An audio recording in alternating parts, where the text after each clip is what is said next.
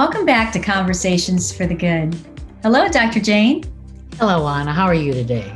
I'm doing great. I hope you're having a wonderful week. I sure am. I sure am. And it's good to be together again. Yes, it always is, Dr. Jane. We've had two recent conversations that required us to turn toward ourselves and ask some pretty penetrating questions. And I was wondering if we could just dive in and examine this questioning process. Sure, Anna. In our last two conversations, we were tuning into the thought stream and we were looking to investigate our personal mindset and what keeps us in our comfort zone and really away from the risks that may be necessary to have the life we really want. And this tuning in requires cultivating the ability to sustain our present moment awareness and investigate whether the thread of our thoughts and our actions align with our life purpose, our meaning, our values, and our best and highest selves. Yes, the thought stream and reactivity seem to have a life of their own. They go unnoticed for long periods of time, maybe most of our lives. I really began to understand the power they have working behind the scenes when I learned the mindfulness skills that you so graciously have taught me over the years. Yes. And Anna, really, that's the point. We don't notice the autopilot thought process, that mind that I often refer to as the train that runs 24/7, and yet it's running our life. And our body believes everything we think, even if it's below awareness and I'm not clear of what's really going on. The thought stream dictates our actions and also our reactivity. Yes, and we're never able to stop the train, are we? Well, no, the mind is moving no matter what we say, no matter what we do. So we don't stop the train. However, we can learn to anchor ourselves into that observer self part of our consciousness. This allows us to step off the train and watch it. I mean, really watch it and observe it. We're aware of what's going on, but we're no longer caught up in the drama or the reactivity. Remember, we're the only species that we know of that has the capacity to be aware of what we're aware. We can stand back and be aware of what we're thinking as we're thinking it. So we can investigate what's happening without being in the fray or without fueling the drama. Well, Dr. Jane, can we talk a little more about the observer self? Well, sure. This capacity to be aware, to really watch our thoughts, our feelings, our body sensations, impulses that arise, allows us to access the internal patterns and the internal processes. So the observer self is a dimension of our awareness, our present moment capacity. And we can mindfully call it up at will and sustain it as we watch, as we observe. So this is what you learn to do in those mindfulness classes. You learn to observe the process, the thoughts, the feelings, etc., and observe them. And then what happens is that information is there for us to explore either in that moment or we can refer to it later. And this referencing of that information has been traditionally called self-reflection. We not only observe the present patterns and processes, but we can also explore their relationship to beliefs, values, passions, life purpose. And this can be an absolute essential in determining both the direction and the quality of our life. I'm still baffled that we don't know this. We're not taught this. And it's really an integral part of our human development. Well, yes. It's the territory of our early conditioning. Our families held certain values, certain worldviews, as did the churches and the schools that we attended, and we took these on as children, and quite frankly, we were rewarded and it was reinforced. The more we could be good little boys and girls really was determined by whether or not we were adhering to these dictates. And a while back in our conversations, we talked about Miguel Ruiz, who writes the book, The Four Agreements, and he speaks to this early conditioning and how we take on these patterns and these worldviews and take them on and really integrate them before we have the capacity to know what we're agreeing to. And so this becomes what he refers to as our book of law. We're not fully conscious necessarily of what it is, but it's the way things are. It's the way we do things. It's I'm doing life the way I was told to do it. Yes, I love that book. I love the Four Agreements. So these are things we agree to before we even know which end is up, and they can stay with us for a lifetime, even if they're unhealthy or don't serve us.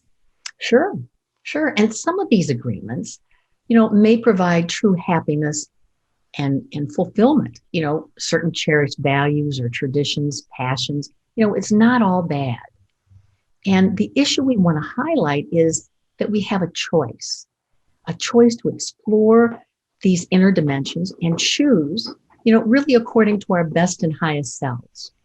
In recent years, even school systems have begun to include curriculums that sometimes teach things like character building or emotional intelligence, values clarification, even mindfulness. And sometimes this is taken in, and really appreciated by that school system and the attendees. On the other hand, some of these classes have sometimes been met with harsh criticism and rejection, both by the families and also by communities, because they want to adhere to their version of what is right or the traditions or beliefs that they hold. Yes, this has me my interest. I'm perked. My interest perked now. So where do we start, Dr. Jane? Well, first of all, let's give some sustenance to self-reflection. I remember long ago hearing a quote from Socrates that the unexamined life is not worth living. And self-reflection is really this capacity to examine our thoughts, really our lives via our thoughts, our feelings, our values, our decisions, and to extract meaning and learn and develop ourselves from the experiences. We actually can train ourselves to carefully analyze these processes and learn about ourselves. It's an opportunity to grow and understand our motives, create a life purpose that leads us to, both personal and professional fulfillment. One of the earliest founders of modern psychology, a fellow by the name of Wilhelm Wundt, is credited with first starting this as a formal study and process. It was a study of mental functioning, thoughts and images, perceptual processes. This was the beginning of what is now known as cognitive psychology, the psychology of the thinking process. And this dates way back to the 1800s. So the concept and the research have been with us a long time. Yet overall, we're still pretty unaware of it. Well, yes, and as we've mentioned in other conversations, the research says that we have about 60,000 thoughts a day. But what I find incredible is 90% of those are the same as yesterday. So it's clear that if we don't refocus and learn more about ourselves, we're going to miss the opportunities to grow and be the best version of ourselves. I know that actually blows my mind. I can't get over that, Well, no change is possible without some way to learn more about ourselves. Well, that's it. That's it. And self-reflection offers us the possibility to learn by turning toward ourselves. And we've continued to talk about turning toward ourselves. And this is another area where it is essential. We turn toward ourselves, exploring our character, exploring our actions, our reactions, our mindset, our beliefs. Yeah, this is delving into our history, backstory, conditioning, what we're made of, what makes us tick. That's exactly right. That's exactly right, Anna. Self-reflection is the conscious consideration and analysis of all those aspects of ourselves. past, present, for the purpose of learning and for our own personal growth. It's being who we're called to be, being who we're meant to be. So in our self-reflecting practice, we also give the brain an opportunity to pause. We step off that train that runs 24/7, that chaotic mind, and we can begin to untangle and really sort through our observations and also our experiences and begin to consider multiple interpretations. Okay? Multiple interpretations. And sometimes own our misinterpretations of things that have happened or things that have been said or our beliefs, kind of seeing through it. Is there another way to look at this? And also owning our reactivity. So this enables us to create meaning, shift our mindset, and this process and accompanying shifts then inform future decisions, future actions. So life is then lived from conscious choice. There we go again, conscious choice. I think it shows up in most of our conversations. Well, Anna, I have to say, it's really by design, because it's a key component to any change process. It's a key component to our happiness and our fulfillment, peace of mind. You want some serenity? Conscious choice. You want acceptance? Conscious choice. It also helps to rewire the brain. So it's a key, really, to our personal freedom. And this present moment awareness and self-reflection allow us to uncover and bring to light the truth. Bring to light the truth of where we've been and where we are now. So this type of introspection, and sometimes it's called metacognition. Isn't that wonderful? Metacognition. It begins to develop in infancy and kind of moves through adolescent and early adulthood and really affects how we individually interact with others and how we make decisions. So it's a long, involved developmental process. And self-reflection is often that retrieval, kind of that reaching in, and offers us really a deeper form of learning, which allows us to dive more deeply into the aspects of our experiences and sort out the what's and the whys, and we can determine where we want to go, where we're headed. So we can then look at any experience and figure out what happened, the real impact of the situation and what to do if it happens again. Well, that's right. And it requires both, discipline and also intentionality. We have to be willing to do it on purpose and consistently. We're really applying a pause, kind of hitting that pause button, in life's chaos and saying, what's up with me, and then moving to the present moment awareness and the self-reflection. So it's what's up with me. And then by looking into this more deeply, this can boost anything from job performance to our personal sense of happiness and productivity. It can even prevent burnout. I often refer to this in a kind of a formula that I call the 3 R's. And it starts with the self-reflection piece, which is the reviewing. That's the first R.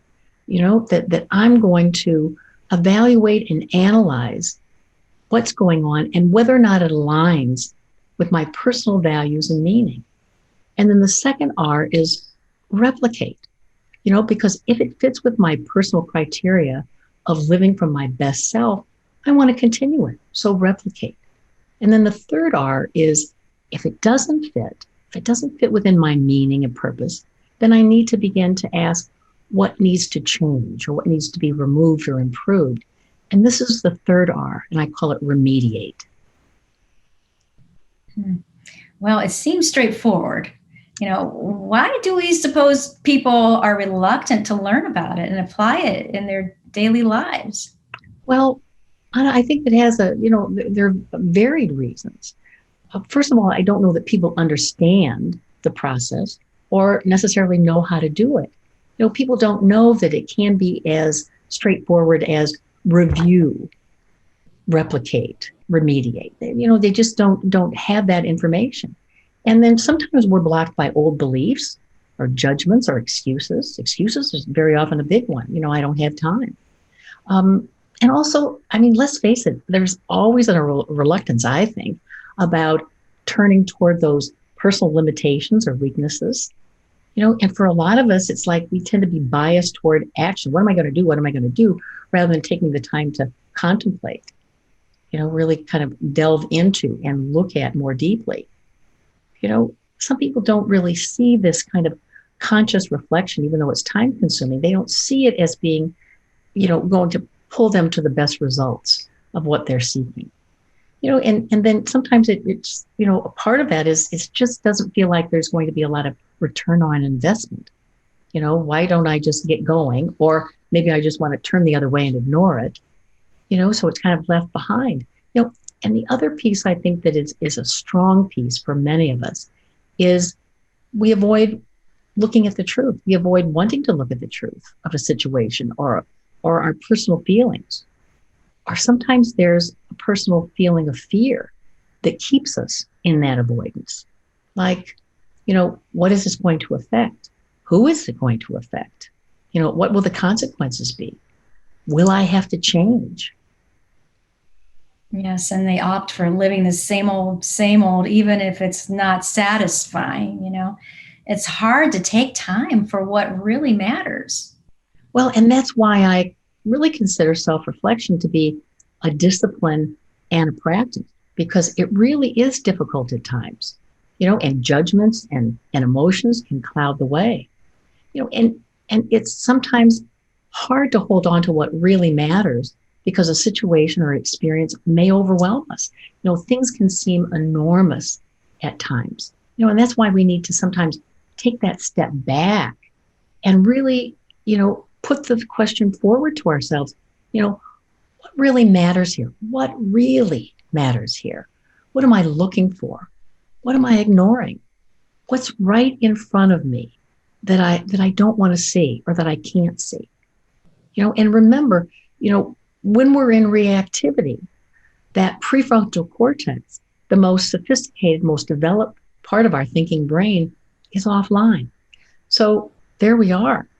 When we're in reactivity, we're liable to say or do things that we might later regret, and then later, maybe I'm going to justify it or make an excuse in order to save face. We've all done it. Mm-hmm. But with self-reflection, we can consider the consequences.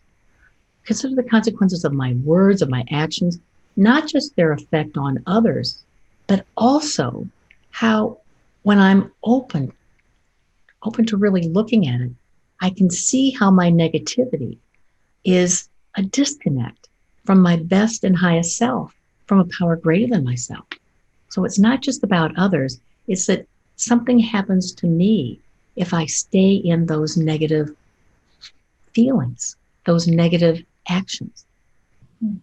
Yes, well, I'm eager to see how we start self-reflection, how we move through the avoidance and excuses that prevent this introspection that is essential for change in all of our lives. Yes, yes.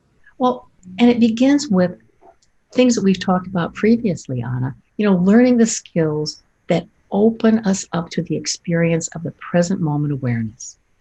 It's beginning with concentration on the breath as a focus of our attention, sensing into our bodies, using the breath and body meditation that we've talked about, because this is a whole body phenomena. Watching our thoughts without being dragged into the thought stream or the drama. This is a skill that we learn by practicing. These are on our videos and certainly on our podcast as well. Dropping into questions that we might have, or sometimes dropping questions into this awareness, into this aware state. Questions like, what's right about avoiding knowing the real deal, what's really going on in my life, or even asking, what is my heart's desire? Or what am I protecting, or who am I protecting by not tuning into my real self? And what do I think will change if I know the truth and I live out of the truth? And what part of my life isn't working for me? These can all be kind of like dropped into like pebbles into the well of our awareness. Yes, this is very direct. No, no pulling punches. No pulling punches. And self reflection, remember, is a learning process that enables us to assess and process various experiences and sense into the meaning of these circumstances and integrate the meaning really into our lives, integrating it for a better and greater good. So we don't want to rush the process. It is time to ponder. It's time to just determine what really matters and carefully choose what we would like to reflect upon. Who do I take myself to be is a question we can start with. Or we could explore our values or a particular situation or experience. We could really reflect on this pandemic year. It's a good time for this self-reflection.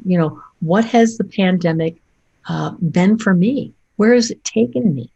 And where do I want to go from here? And this could include relationships, jobs. So we're asking ourselves, what has happened? What was involved? What would I do differently? How can I make peace with it if there are things that are unsettling about it? And what do I need to change? But also, what are my strengths? And my limitations as I move forward. So it's really doing a broad brushstroke. Who else needs to be involved? Or I can really begin to hone in on what did I learn from the experience? But also positive questions. What am I most proud of? What have I let myself feel good about in the whole experience? And extract that by asking questions. What part of me really felt like this was a job well done? So just about anything could be a target. Just about anything could be a target, sure. And sometimes we can assess it according to what we've talked about before, kind of mind, body, spirit. Is my body healthy and strong? And what is that about? And what about my thought stream? When we talk about the mind, what are the stories or the patterns that I get stuck in? And we talk about spirit, we could really begin to look at, am I at peace? Where do I feel connected? And how do I feel connected to my higher self or a power greater than myself? We could also look at work. Is it fulfilling and satisfying or interesting? And also love, looking at, are we engaged in positive relationships? And then I also like to include, in our inquiry, play. Are we engaged in time for fun or joyful activities? Well, Dr. Jane, how do we make this a practice? Well, by very intentionally setting aside time to drop into ourselves and proceeding with curiosity and also loving kindness, Anna. So we could do it on a daily basis, a kind of a check-in, just a few moments, asking myself, what's up with me today? Or we could do it daily. We could do it weekly as well. What's come up this week? What are the themes that I tend to be finding, in my daily experiences or my experiences with others? And then I also suggest a monthly and certainly a year-end, more in-depth review of where I've been, where I am now, and also where I want to go. Well, I think after this conversation, we are all ready for some self-reflection. Thank you, Dr. Jane. Thank you, Anna. Until our next conversation.